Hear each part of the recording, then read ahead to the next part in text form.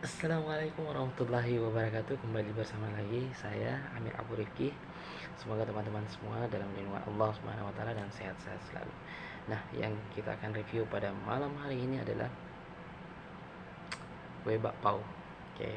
Nah, yang selama ini yang kita dengar tentang bakpao, bakpao doa ibu, doa restu ibu atau doa bapak. Nah, sekarang kita bongkar hari mana dia berasal. Oke. Nah, bakpao atau yang dibilang hamsi, hanyun hanyu piin rubau, merupakan makanan tradisional Tionghoa, dikenal sebagai bakpao di Indonesia karena diserap dari bahasa Hokkien yang dituturkan mayoritas orang Tionghoa yang ada di Indonesia. Nah, bakpao sendiri berarti harfiah adalah baozi yang berisi daging. Baozi sendiri dapat diisi dengan bahan lainnya seperti daging ayam, sayur-sayuran, serikaya manis, selai kacang kedelai, kacang asuki, kacang hijau, dan sebagainya. Sesuai dengan selera, bakpao yang berisi daging ayam dinamakan kehpao. Kulit bakpao dibuat dari adonan tepung terigu yang setelah diberikan isian atau lalu dikukus sampai mengembang dan matang. Pao itu berarti bungkusan. Bakpao itu berarti bungkusan bak. Bak itu artinya daging. Oh, ya ya ya. Untuk membedakan bakpao tanpa daging atau vegetarian dari bakpao berdaging, biasanya di atas bakpao diberi titikan warna. Nah, sejarah atau legenda bakpao. Sejarah bakpao sendiri berasal dari salah satu bagian kecil dari roman terbaik sepanjang masa, yaitu Sanguo Yanyi. Sung Lian 181234 adalah salah satu ahli strategis terbaik dari Cina, juga sebagai perdana menteri, insinyur, ilmuwan, dan penemu legendaris dari kue bakpao ini sendiri.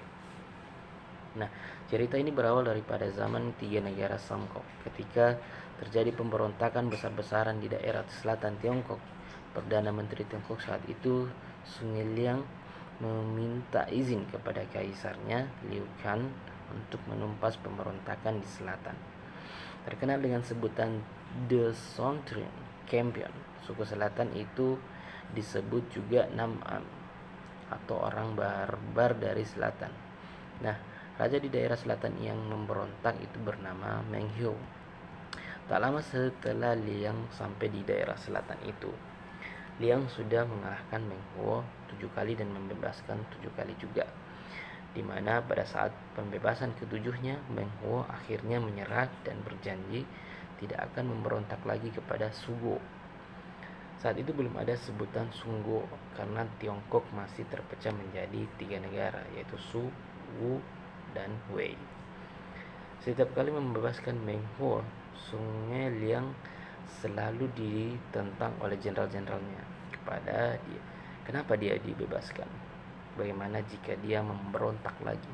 Liang dengan tenang menjawab, "Aku dengan mudah dapat menangkapnya kembali, semudah mengeluarkan tanganku dari saku. Kini aku sedang mengalahkan hatinya." Keren-keren. Nah, Su Liang tahu jika Meng Huo ditangkap dan dibunuh, akan ada pengganti Meng Huo lainnya dan memberontak ke Su. Karena itu dia pikir lebih baik membuat pimpinan daerah selatan yang berpengaruh ini berpihak padanya, dan Meng Huo bisa memimpin daerah selatan untuk setia kepada Su. Pada peperangan yang terakhir yang ketujuh kalinya, Sung Liang membuat Meng Huo masuk ke lembah yang dikelilingi pegunungan. Di lembah itu, Liang menaruh kereta pengangkut makanan. Ketika melihat kereta itu, Meng Huo langsung tertarik dan memimpin pasukannya masuk ke lembah itu. Setelah Meng Huo mendekati kereta pengangkut makanan itu, ternyata kereta itu tidak berisi makanan melainkan bubuk mesyo. Langsung saja pasukan Su yang sudah menunggu di kaki gunung memanah kereta-kereta yang penuh bubuk mesyo itu dengan panah api. Terjadilah ledakan besar-besaran di lembah itu, dan dalam sekejap lembah itu menjadi lautan api dan menewaskan hampir semua pasukan Meng Huo. Kemenangan ini tidak membuat Liang senang. Ia hanya agak menyesali, jasaku sangat besar kepada negara, namun dosaku juga sangat besar kepada langit, Tian atau Tuhan.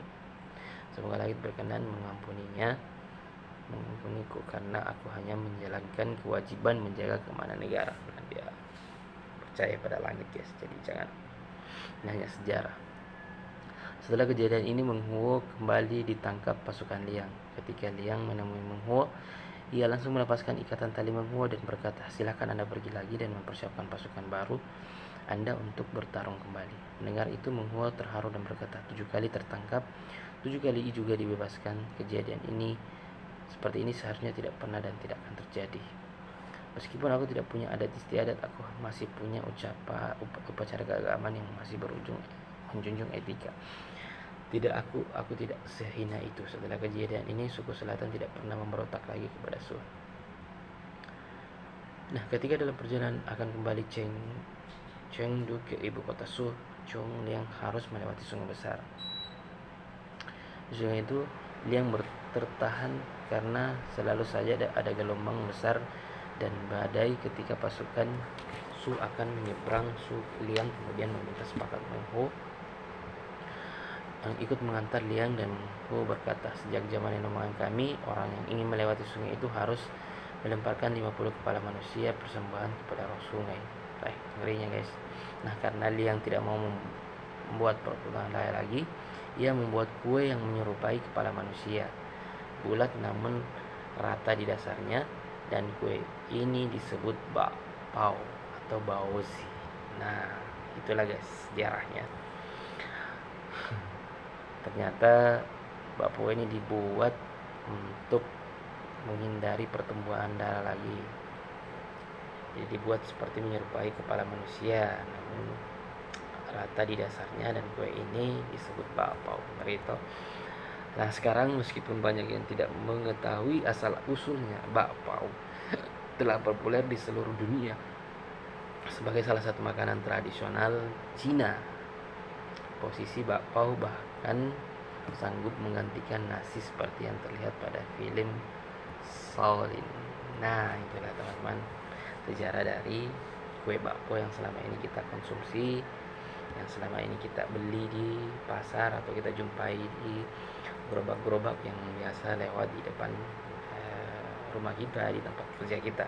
Itulah yang disebut bakpao. Sejarah dari bakpaonya, dia adalah kue yang dibuat secara khusus untuk menghindari pertumpahan darah antara suku satu dan suku satu di negara Cina. Nah, sekarang sudah paham kan asal muasal dari bakpao itu sendiri. Nah, itu saja teman-teman untuk malam hari ini, reviewnya tentang bakpao yang selama ini kita jumpai di pasar-pasar atau di gerobak-gerobak. Nah, jangan lupa subscribe dan like, komen untuk referensi asal muasal makanan khas Nusantara yang ada tersebar di Indonesia. Nah, itu saja dari saya. Jangan lupa bahagia dan assalamualaikum warahmatullahi wabarakatuh.